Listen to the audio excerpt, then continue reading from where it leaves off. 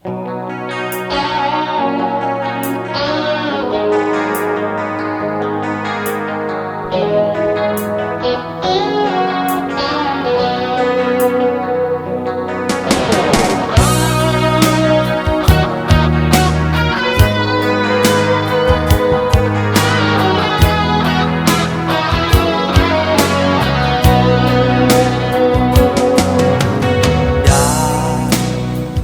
ย่าปิดบังฉันเพราะว่ามันอาจทำให้ฉันเข้าใจเธอผิดอย่าให้ความรักนั้นกระทบกระเทือนย้ำเตือนให้คิดปิดบังเท่าไรยิ่งทรมานหัวใจเหตุคงเกิดจากวันนั้น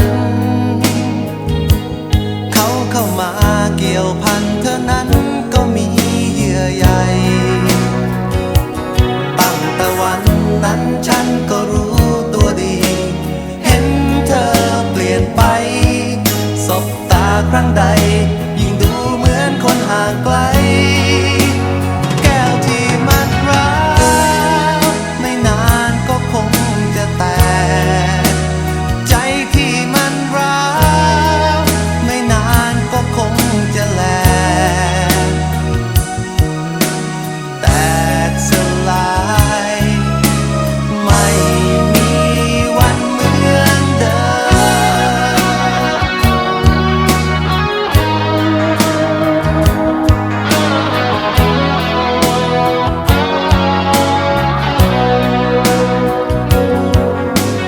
อยู่มีแต่ความเจ็บช้ำ